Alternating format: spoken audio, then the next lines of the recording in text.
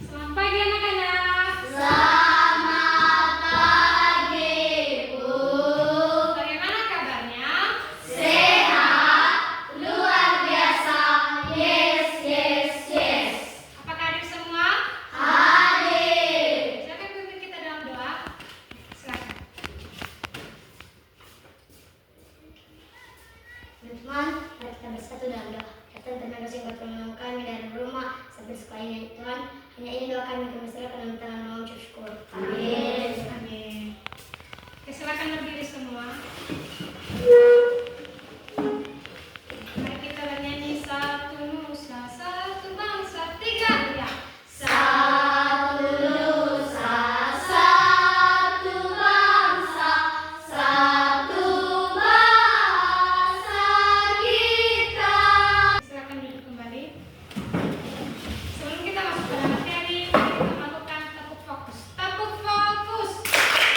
Melihat, mendengar, mengingat, fokus.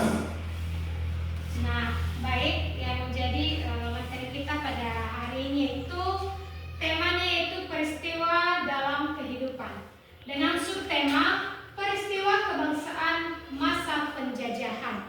Nah, sebelum kita masuk pada materi, sebagai tujuan pembelajaran kita pada hari ini itu dengan membaca teks tentang peristiwa kedatangan bangsa barat di Indonesia, siswa dapat mengidentifikasi latar belakang kedatangan bangsa-bangsa Eropa di Indonesia secara benar. Nah, sebelum Ibu menjelaskan tentang peristiwa penjajahan Indonesia, siapa yang tahu arti dari peristiwa? Oke, silakan. Pengertian peristiwa menurut KBBI adalah suatu kejadian yang benar-benar terjadi. Oke, tepuk tangan. Betul sekali. Pengertian peristiwa menurut KBBI adalah suatu kejadian yang benar-benar terjadi. Nah, peristiwa juga merupakan kejadian yang menimbulkan kesan bagi orang yang mengalaminya maupun yang mengetahui peristiwa tersebut. Nah, ada banyak peristiwa dalam kehidupan, misalnya peristiwa pribadi, peristiwa keluarga, peristiwa masyarakat, dan bahkan ada peristiwa bangsa dan negara. Nah, peristiwa ini dibagi menjadi dua, yaitu peristiwa yang menyenangkan dan peristiwa yang tidak menyenangkan. Nah, siapa yang tahu contoh dari peristiwa yang menyenangkan? Oke, silakan. Peristiwa yang menyenangkan yaitu ulang tahun, liburan, dan menerima hadiah. Oke, tepuk tangan. Betul sekali. Nah, sekarang siapa yang tahu contoh peristiwa yang tidak menyenangkan? Oke, silakan. Contoh peristiwa yang tidak menyenangkan yaitu sakit, terjatuh, terluka, dan gagal dalam kehidupan. Oke, tepuk tangan. Nah, sekarang buka halaman 2. Di situ terdapat salah satu contoh gambar rempah-rempah yang ada di Indonesia. Nah, tugas kalian yaitu silakan cari keterkaitan gambar dengan peristiwa penjajahan yang dialami bangsa Indonesia. Ibu beri waktu. Sudah siap? Sudah. Oke, siapa yang ingin memberikan tanggapannya? Oke, silakan. Saya itu memiliki keterkaitan yang sangat erat dengan peristiwa penjajahan di Indonesia karena kekayaan alam Indonesia terutama rempah-rempah membuat bangsa Indonesia diincar dan dijajah oleh bangsa. Oke, tepuk tangan. Nah, ini adalah gambar cengkeh. Cengkeh ini memiliki banyak manfaat, terutama dalam bumbu masakan. Kemudian, cengkeh ini dapat digunakan juga secara utuh ataupun bubuk. Nah, minyak cengkeh ini juga dijadikan sebagai aromaterapi dan obat sakit gigi. Oleh karena itulah, kenapa cengkeh ini menjadi salah satu faktor penjajahan yang terjadi di Indonesia. Oke, sekarang mari kita perhatikan video tentang peristiwa kedatangan bangsa barat di Indonesia. Oke, silakan disimak ya.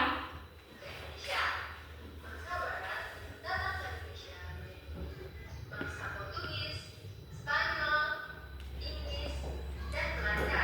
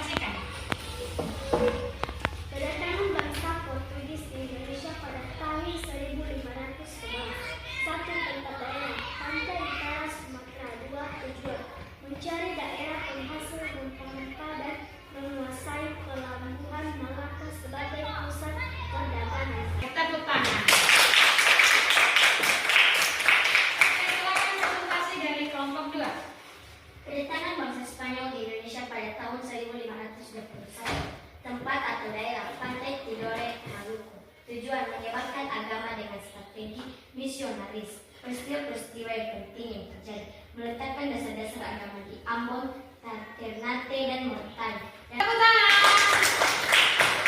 Ya, sekarang kelompok 3. Kedatangan bangsa Belanda di Indonesia pada tahun 1596. Oke, semua jawaban dari kelompok 1, kelompok 2, dan kelompok 3 sudah benar. Tepuk tangan. Nah, siapa yang masih ingat apa saja faktor-faktor pendorong penjajahan di samudra? Oke, silakan. Pendorong terjadi samudra dengan semboyan 3G yaitu gold, glory, dan gospel. Tepuk tangan.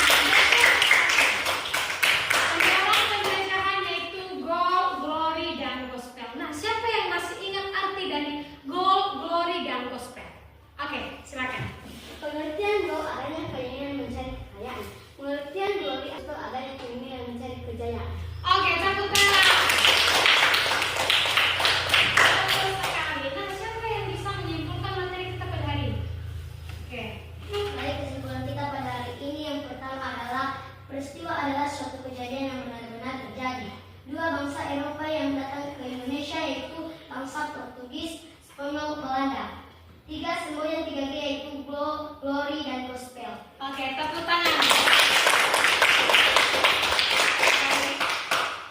Yang menjadi kesimpulan kita pada hari ini biar Ibu lebih simpulkan lagi. Yang pertama yaitu peristiwa adalah sesuatu kejadian yang benar-benar terjadi.